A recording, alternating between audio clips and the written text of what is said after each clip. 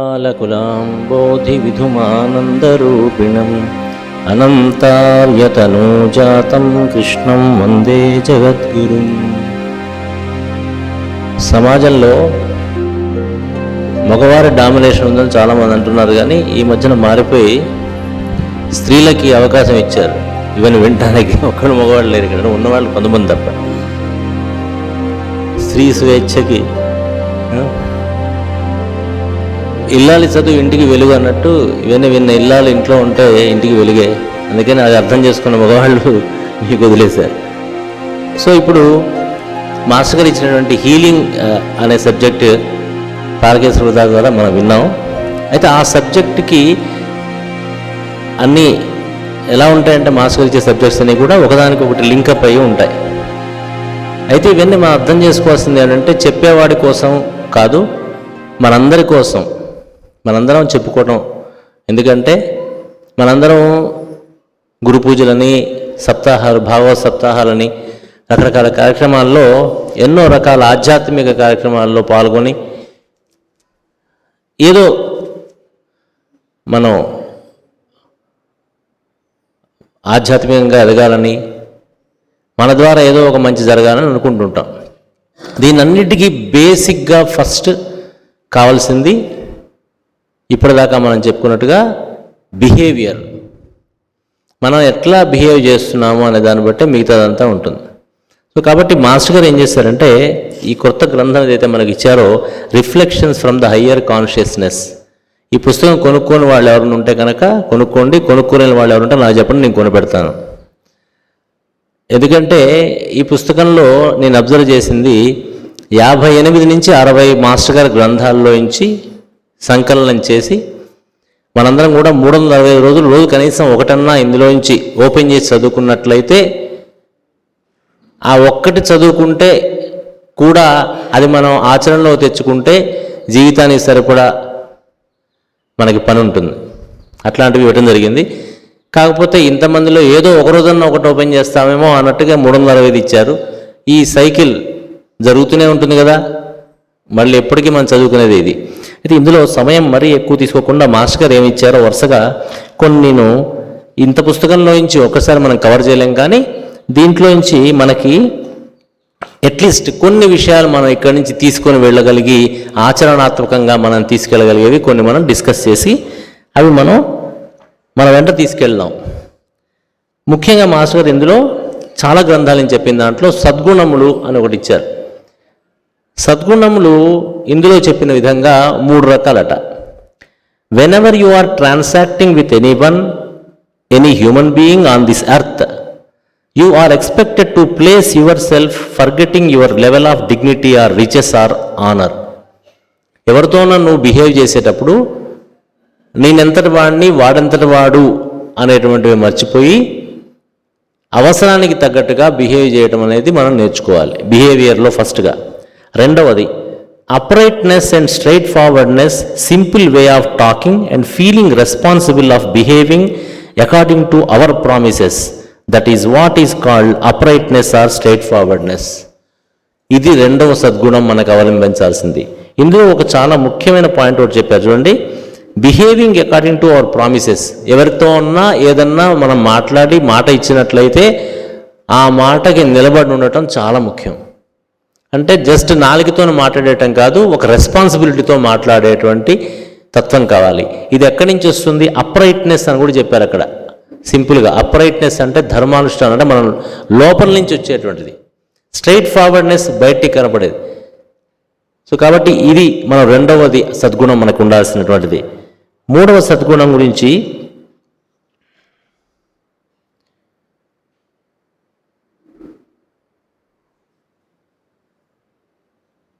You are expected to stand at right angles to the other person. అంటే that means to have an equal distribution of labour and remuneration with others.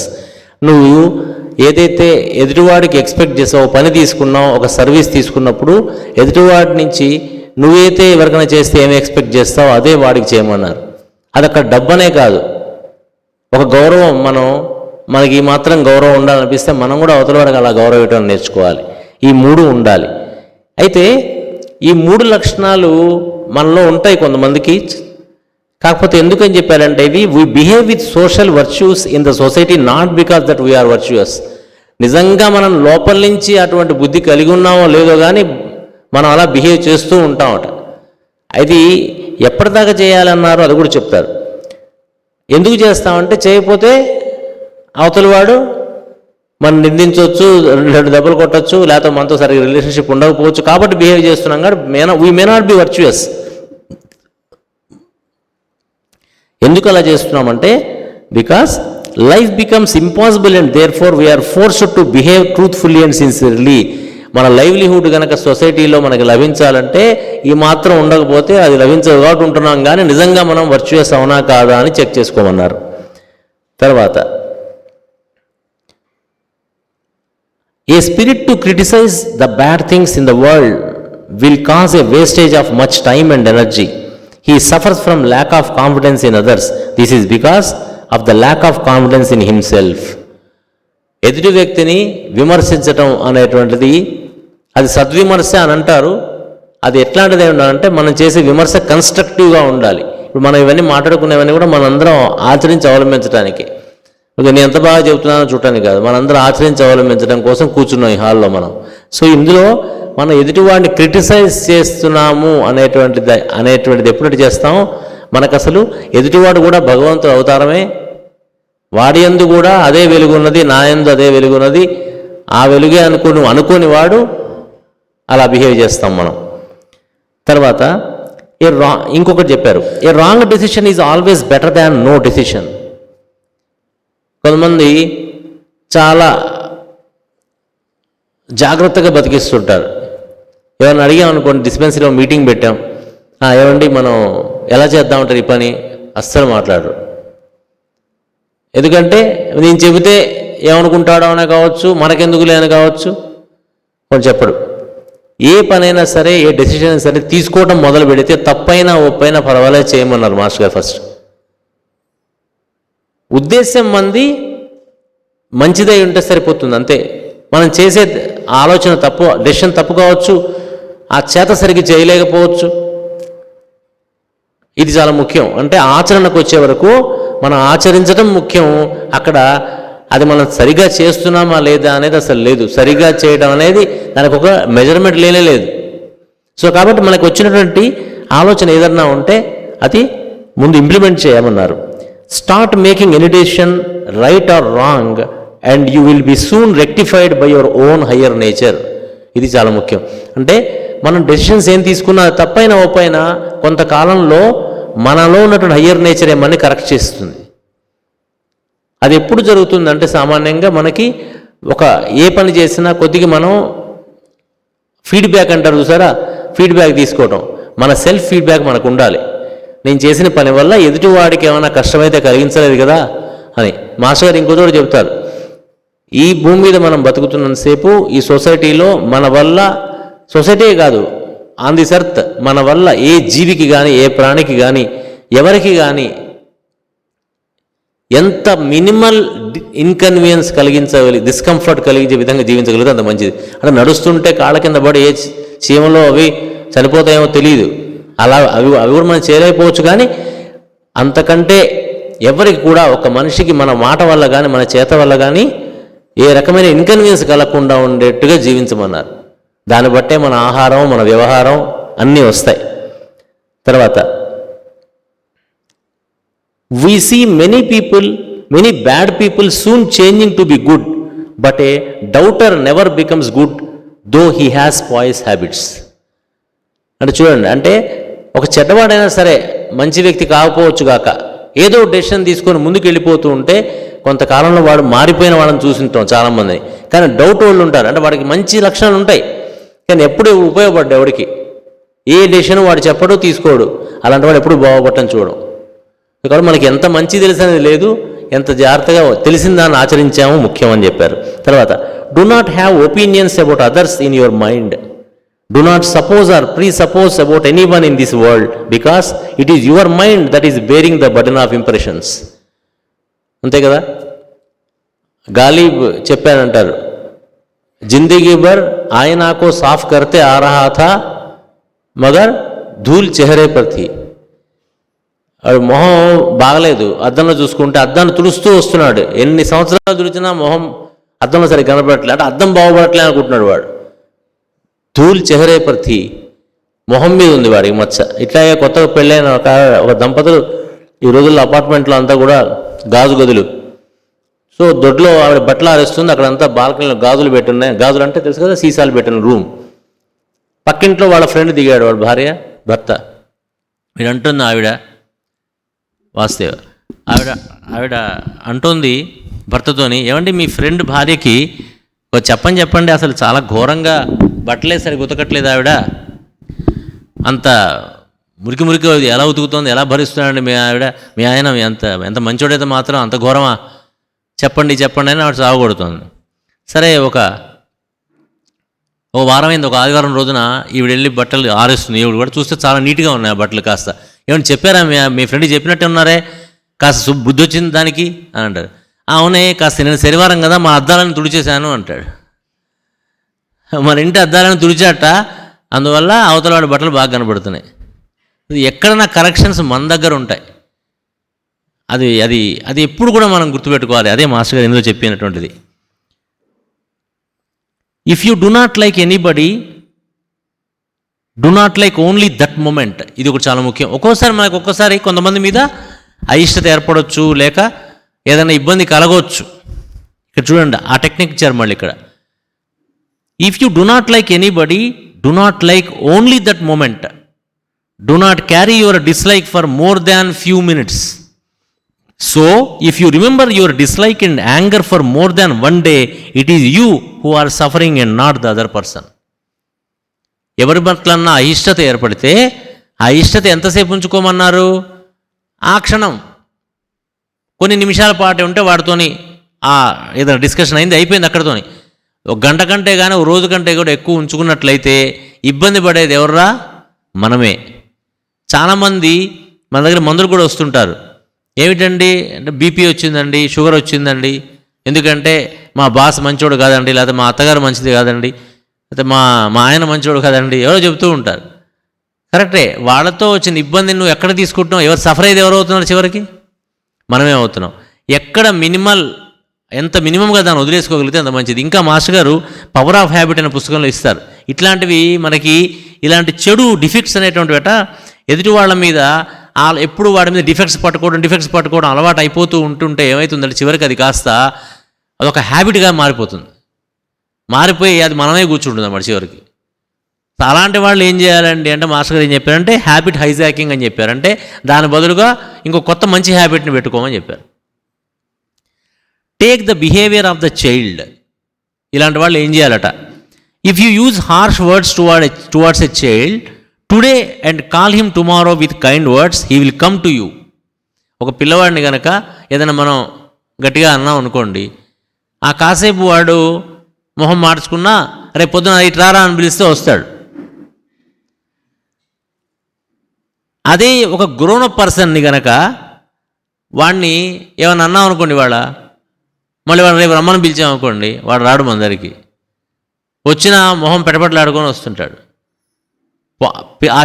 ఆ పిల్లవాడి యొక్క ఆ child యొక్క mentality ఇందామని చెప్పింది. Few మినిట్స్లో వాడు మర్చిపోయాడు. డే కంటే ఎక్కువ లేదు, మర్నాడు పిలిస్తే వచ్చేసాడు వాడు. That is the positive way to live. And మనం అడల్టరేటెడ్ కాబట్టి అడల్ట్స్ మనం అలా బతకలేం, అలా క్యారీ చేసుకుంటూ వెళ్ళిపోతూ ఉంటాం. అయితే ఎందుకు ఇలా ఉండాలి? ఏమిటండి ఇలా పాజిటివ్ అంటారు? Why it is positive? మీ ఉద్దేశంలో అది పాజిటివ్, మా ఉద్దేశం ఇదే పాజిటివ్. ఎవడన్నా అంటే వాడి సంగతి చూసుకోవాలి, అది మాకు పాజిటివ్. మీ ఉద్దేశంలో అది పాజిటివ్, మీరు చెప్పగానే అది పాజిటివ్ అయిపోతుందా? అవునా కాదా తెలియాలంటే నెక్స్ట్ సెంటెన్స్ ఇక్కడ ఇందాక చెప్పారు మనకి తారకేశ్వరరావు గారు. Unless there is a positive thinking. ఇక్కడ పాజిటివ్ థింకింగ్ ఏం చెప్పారు? ఏదన్నా ఎవరన్నా అంటే అక్కడితో దాన్ని వదిలేసి మళ్ళీ తిరిగి వాడితోని సరిగా బిహేవ్ చేయడం మనం నేర్చుకుంటే అది positive thinking. Unless there is positive thinking in a human being, the lines of force in the vital body will not be properly arranged. Unless the lines of force in the vital body are properly arranged, the tissues in the physical body can never properly form. అర్థమైందండి ఇది? ఎప్పుడు దాకైతే మనలో ఇటువంటి positive thinking లేదో, అప్పటిదాకా మన vital ఫోర్స్లో lines of force ఉంటాయి. అంటే ఒక మ్యాగ్నెట్లో కనుక ఎలాగైతే, అంటే అదే ఇనం ముక్కలో కనుక ఎలాగైతే పార్టికల్స్ అన్ని ప్రాపర్గా అలైన్మెంట్ చేస్తే అవి ఒక అయస్కాంతంగా మారగలదో, అలాగే ఒక మనిషిలో ఉన్నటువంటి వైటల్ ఫోర్స్ ఉంటాయి, లోపల లైన్స్ ఆఫ్ ఫోర్స్ ఉంటాయి.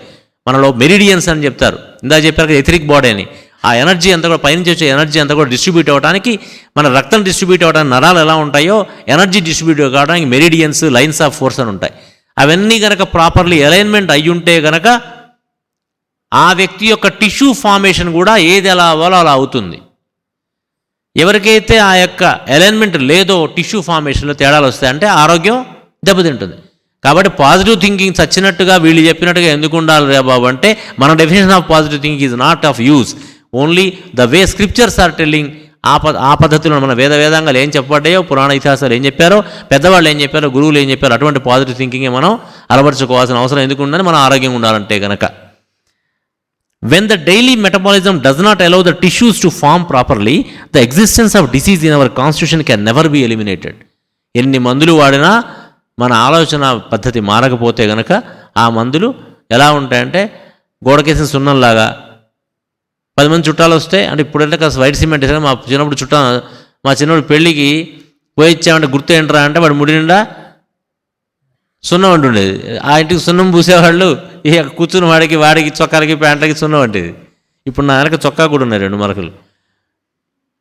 అట్లాంటి సున్నం వేసినట్టుగా సున్నం వేసినట్టు వేస్తామని పోతాయి అవి. అలా కాదు. సో కాబట్టి ఇంకొకటి, any part of the body may contain a germ or disease as long as there is unsocial thinking in us. మనలో బ్యాక్టీరియా ఉన్నది, బ్యాక్టీరియా గూడు కట్టుకుంటోంది.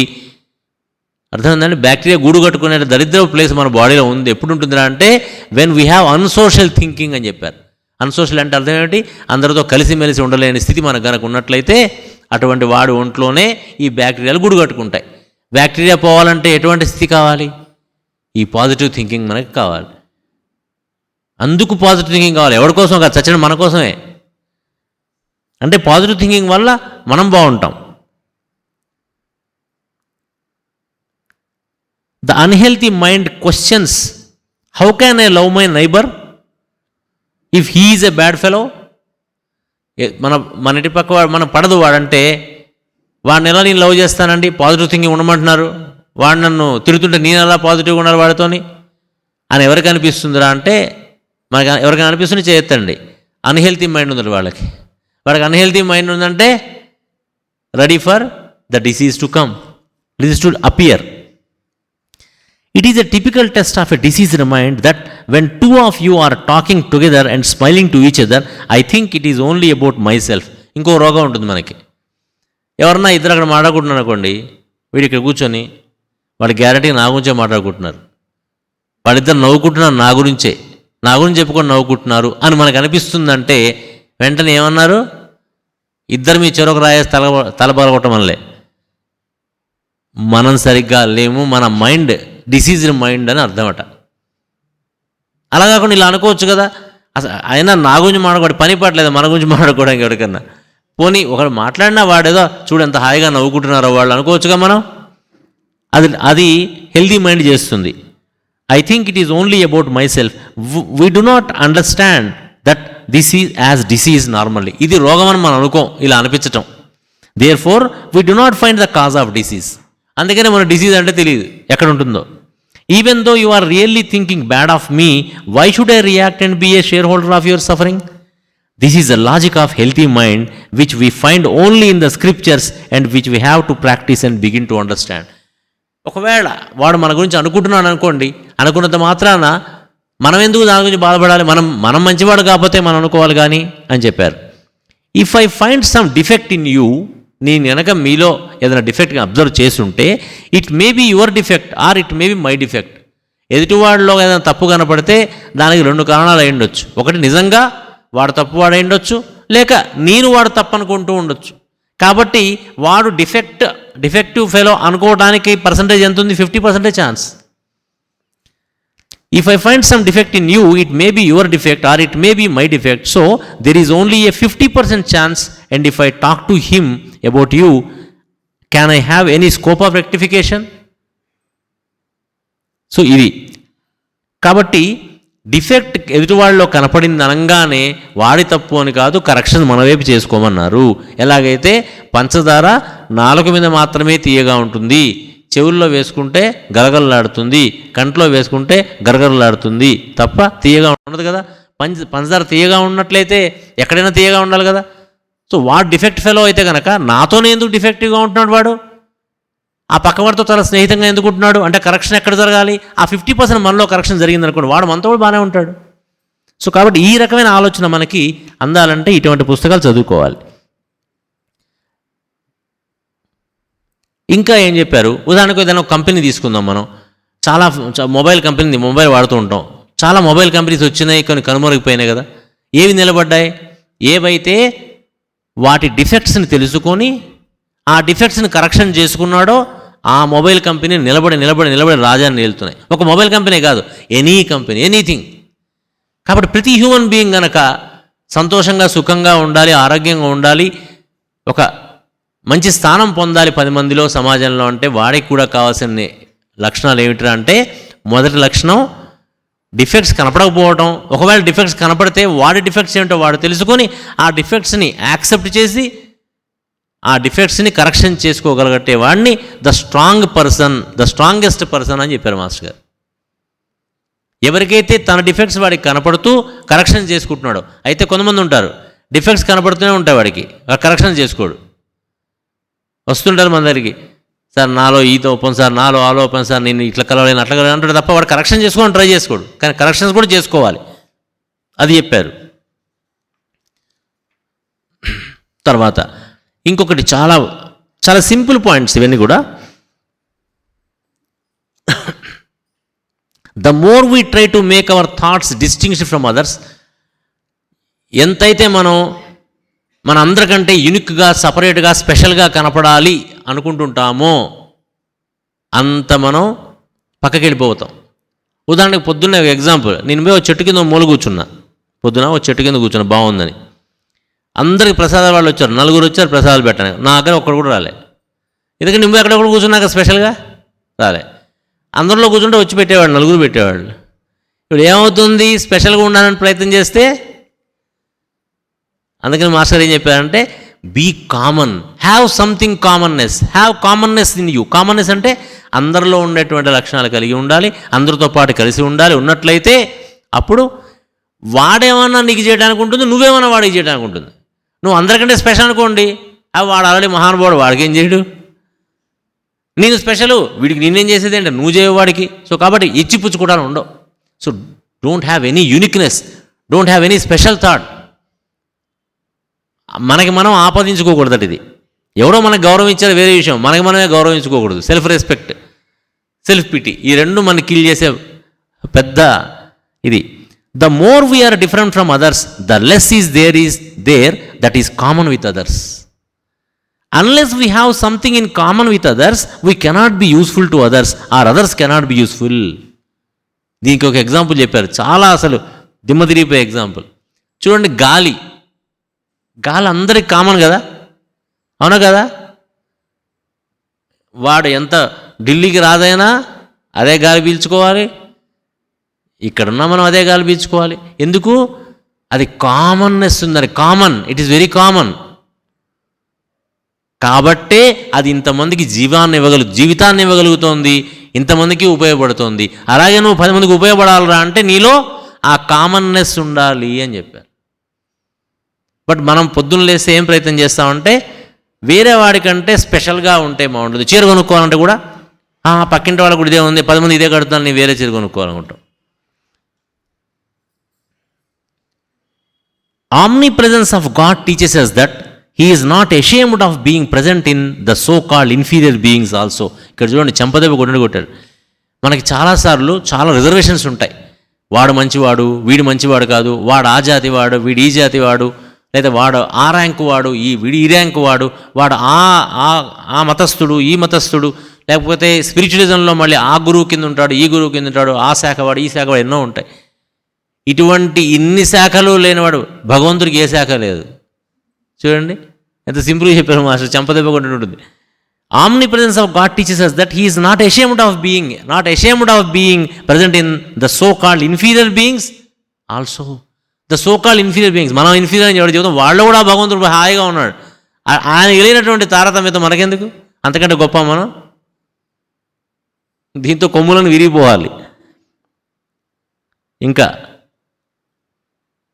ఇంకొకటి చెప్పారు, know the ultimate truth when ever you discover a new truth it should be able to include the older truths.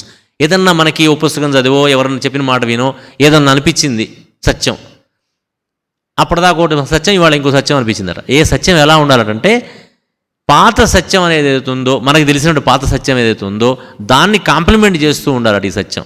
ఉదాహరణకి ఒక నలుగురు అయితే ఆరుగురు చెప్తారు, బ్లైండ్ మీద కథ చెప్తారు కదా, వాళ్ళు కళ్ళు మూసుకొని, కళ్ళు ఉండవు కదా, ఏనుగు నిలబెట్టి ఏనుగు ఎలా ఉంది చెప్పరా అన్నాడు. చెబితే కాలు పట్టుకున్న వాడు ఏమంటాడు, ఏనుగు ఎలా ఉందిరా, స్తంభంలాగా ఇంతలా ఉందంటాడు. తొండం పట్టుకొని పాములా ఉందంటాడు, తోక పట్టుకొని ఇంకోటిలా, చెవులు పట్టుకొని ఇంకోటిలా చెప్తారు. కానీ ఇవన్నీ తప్పులా? ఇవన్నీ ట్రూతే. అల్టిమేట్ ట్రూత్ ఏమిటి? ఒకదానికి కూడా కాంప్లిమెంట్ చేసి కనుక చూస్తే మనం అదే అల్టిమేట్ ట్రూత్, ఏనుగు ఇలా ఉంటుందో తెలుస్తుంది. కాబట్టి అల్టిమేట్ ట్రూత్ తెలియాలన్నవాడు కొత్త విషయం తెలియగానే పాత వదిలేయటం కాదు, దాన్ని కాంప్లిమెంట్ చేసుకుంటూ వెళ్తూ ఉండాలి అని చెప్పారు. ఇవన్నీ ఎట్లా ఉన్నాయి? మా సాధనలో మెట్లు ఇవన్నీ కూడా.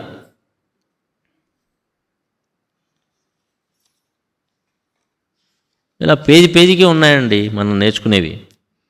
ఇంకా కొంతమంది చెప్తారు, people complain we have no opportunities. నాకు అవకాశం దొరకట్లేదు సార్ అంటుంటాం. మాస్టర్ గారు ఏమన్నా అంటారు, మానవ జనం లభించడం అవకాశం రా నీకు, ఇంకేం అంతకంటే ఏం కావాలరా అన్నాడు. You already have an opportunity. ఆ జంతువుకి లేని ఆపర్చునిటీకి వచ్చింది కదా, బుద్ధి ఉంది కదా, మరి ఇంకేం ఆపర్చునిటీ కావాలి నీకు? The present situation in which we live is the real meaning of opportunity at any step. మనకి ఇప్పుడు ఉన్నటువంటి ఏదైతే జీవితం ఉందో అది వాడికి కలిగిన ఆపర్చునిటీ. అంతకంటే పెద్ద ఆపర్చునిటీ ఇస్తే నువ్వు చేయగలవా? చేయలేకపోవచ్చు. పొద్దున్న చెప్పారు కదా, పూర్వజన్మ, నిన్న చెప్పాను, పూర్వజన్మ జ్ఞానం కలిగింది వాడికి, ఏం ఉపయోగమైంది? వాడు ఒళ్ళు హోనమైంది తప్ప ఏం ఉపయోగం జరగలేదు కదా వాడికి. కాబట్టి ఆపర్చునిటీ కొత్తదేం అవసరం లేదు, నీకు ఉన్నదే ఆపర్చునిటీ, దాన్ని వాడుకొని బతకమన్నారు. Instead of thinking about your defects, think of your strong points. నీ డిఫెక్ట్స్ గురించి నువ్వు ఎక్కువ బాధపడకుండా నీ యొక్క స్ట్రాంగ్ పాయింట్స్ని పట్టుకో. Immediately put them into practice. ఇది ఇంపార్టెంట్. మళ్ళీ నీలో ఉన్నటువంటి కొద్దో గొప్ప చేతనటువంటి డిస్పెన్సరీకి వెళ్ళామంటే ఆ డిస్పెన్సరీలో నాకు చేతనటువంటి పని నేను చేయొచ్చు. మందులు ఇవ్వాల్సిన పని మాస్టర్గా చెప్తారు, గదిలో లైట్ ఉంటే బాగుంటుంది, కానీ గదిలో గోడలు, తలుపులు, కిటికీలు అన్ని లైట్లు అయిపోతే టేబుల్, బల్లం లైట్లు అయితే ఏం ఉపయోగం? దేని పని అదే. కాబట్టి అందరూ మందులు ఇచ్చేవాళ్ళు అవసరం లేదు, అందరూ కేస్ షీట్లు రాసేవాళ్ళే అవసరం లేదు. ఎవరే పని చేసుకోవటం, అందరు కలిసి పని చేసుకోవటం కావాలి. ఇంకొకటి అన్నిటికన్నా ముఖ్యంగా గుర్తుపెట్టుకోవాల్సింది, అందరినీ పని చేయనివ్వటం కూడా కావాలి.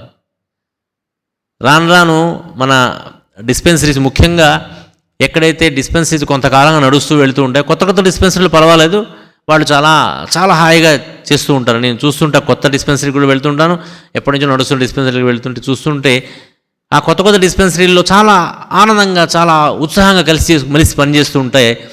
పాత డిస్పెన్సరీస్ అంటే కొంతకాలంగా పనిచేస్తున్న డిస్పెన్సరీలు మాస్టర్గా చెప్పినట్టు సీసార్ అంటారు చూసారా, సీనియర్ సాధకులు ఎక్కడైతే తయారవుతారో వాళ్ళందరికీ కూడా పొరపచ్చాలు, వాళ్ళ మధ్యలో అభిప్రాయాలు. అంటే ఇంత పుస్తకాలు చదువుకున్నారు కదా ఇన్ని సంవత్సరాల నుంచి, ఒకరికొకరు పడకపోవడం, వాడెక్కువ వీడి తక్కువ, వీడు అన్నాడు వీళ్ళు అనుకోవటం, లేకపోతే ఆ డిస్పెన్సరీ నడిపేవాడికి కొన్ని అభిప్రాయాలు ఒక్కొక్కరి మీద, వీడు మంచివాడు, వాడు చెడ్డవాడు, వాడిని పక్కన పెట్టడం, వీడిని పక్కన పెట్టడం, పని చేస్తా అన్న వాడిని దగ్గర రానిపోవటం, ఇలాంటివన్నీ కూడా మనకు పోవాలి. అంటే ముఖ్యంగా ఎవరికి పోవాలంటే, ఇన్ని రోజులు డిస్పెన్సరీ నడుపుతున్నట్టు నీకు పోవాలి, ఇన్ని రోజులు డిస్పెన్సరీ వెళుతున్నట్టు నీకు పోవాలి, ఇన్ని రోజులు గురు పూజ కోసం నీకు పోవాలి. కొత్త డిస్పెన్సరీ వాళ్ళకు ఉన్నట్లే చూడండి, లాజిక్ అబ్జర్వ్ చేయండి. ఇక్కడ కొత్తగా డిస్పెన్సరీలో పనిచేస్తున్న వాళ్ళ దగ్గర లేవివి ఇన్ని సంవత్సరాల నుంచి డిస్పెన్సరీలోకి వెళుతున్న వాళ్ళకు ఉన్నాయంటే అర్థం ఏంటి? మనం ఇన్ని రోజులు గురు పూజలకు వచ్చి చివరికి ఏంటరా మనం ఏమయ్యాం? మనం ఎంత బాధపడాలి మాస్టర్ గారు? ఇన్ని సంవత్సరాల నుంచి మనం ఇవన్నీ వింటూ చేస్తూ చివరికి ఏమవుతున్నాం? మనం ఏమైపోతున్నాం అంటే ఇది పరిస్థితి. కాబట్టి ఇవన్నీ మంచి పనులు, ఇవన్నీ డిఫెక్ట్స్ బఫెక్ట్స్ మనకు ఉన్నాయి, కానీ వీటిలోంచి బయటపడటానికి కూడా ఒక సొల్యూషన్ చెప్పారు జనవరి 28వ తారీఖున. అంతే ఆ రోజున రాసింది. జనవరి 26 కదా ఇవాళ, 25 ఏం చెప్పారు చూడండి. Select a good work which is useful to many people and to your self. ఇవన్నీ మనకి పోవాలరా అంటే ఇందా చెప్పామే హ్యాబిట్ హైజాకింగ్ అని. అంటే ఇన్ని డిఫెక్ట్స్ మనలో ఉంటే ఎలా ఈ డిఫెక్ట్స్ పట్టుకుని ఏడాడటం అవసరంలే. ఇవన్నీ అలా పక్కన పెట్టి ఒక మంచి పని చేతబట్టు, ఆటోమేటిక్గా అవన్నీ కూడా కనుమరుగైపోతాయి. Apply the mind and body to some good work which you believe good, automatically hour individual nature will disappear and universal nature begins to take place. ఇది మన మాస్టర్ గారు ఇచ్చిన సొల్యూషన్. అంటే మనలో కరెక్షన్స్ జరగాల్సినవని చెప్పారు, చివరికి సొల్యూషన్ కూడా ఇచ్చి వదిలిపెట్టారు అనమాట. కాబట్టి ఈ పుస్తకం ఎవరి దగ్గర లేదో అందరూ తీసుకొని రోజు కనుక నిత్య పారాయణ గ్రంథంగా ఇది మనకు పనికొచ్చేటువంటిది. ఏదో రోజు కూడా చదువుకోవటం అవసరం. అలాగే డిస్పెన్సరీల్లో అందరం మనం కలిసిమెలిసి పని చేసుకోవటం, కొత్తగా వచ్చిన వాళ్ళని రానివ్వటం, వాళ్ళకు కూడా ఇంకా పని చెప్పటం, కొత్తగా వచ్చిన వాళ్ళకి ఇలా కాదు అలా కాదు అంటూ వాళ్ళకి కొత్తగా ఏవో చెప్పి భయపెట్టేసి. ఎందుకంటే నేను చూస్తుంటా కొత్తగా వచ్చిన వాళ్ళలో 2 రకాలు. కొంతమందికి చేయాల నుండి కూడా చేయలేకపోవటం. ఎందుకంటే మేము దానికి అర్హత లేదనో, లేకపోతే వాళ్ళు ఏదో చేయబోయారు, చిన్న పని ఏదో ఇది తీసి ఇక్కడ పెట్టబోయారు బాగాలేదని, వెంటనే వీళ్ళు అమ్మో అలాగదమ్మా ఇలా పెట్టాలమ్మా అని వీళ్ళు చెప్పటం. చివరికి ఏమవుతుందంటే బాధ ఎక్కడ వస్తుందంటే ఈ కంప్లైంట్స్ అన్నీ కూడా మనకి నడుస్తూ ఇంతకాలంగా నడుస్తున్న డిస్పెన్సరీలో ఇంచే కనపడుతున్నాయి. కొత్త డిస్పెన్సరీస్లో హాయిగా పనిచేస్తున్నారు. కాకపోతే ఈ చెప్పిన ఈ సీసా డిస్పెన్సరీలు కూడా పాతవి అప్పుడు అలాగే ఉన్నాయి, ఇప్పుడు ఇలా అవుతున్నాయి. ఇవన్నీ కరెక్షన్ అవ్వాలంటే మనందరం కూడా ఇటువంటి గ్రంథాలు రోజు చేసి నిత్యపారాయణం చేసుకుంటూ, ప్రేయర్ తర్వాత రోజు ఇంట్లో కుటుంబం అంతా కూర్చొని, లేదా ప్రేయర్లో ఉంటే అందరూ కూర్చొని ఒక పేరా చదివితే చాలు, చదివి 5 నిమిషాలు మెడిటేషన్ చేద్దాం ఆ పేరా మీద, అలా ఇంప్లిమెంట్ చేద్దాం. ఆ రకంగా మనందరం ధన్యులు అవ్వడానికి మాస్టర్ గారు ఇచ్చారు. ఆ శక్తిని కూడా మాస్టర్ గారు మనకు అందింపజేయాలని కోరుకుంటూ సెలవు తీసుకుంటాను. వాసుదేవ.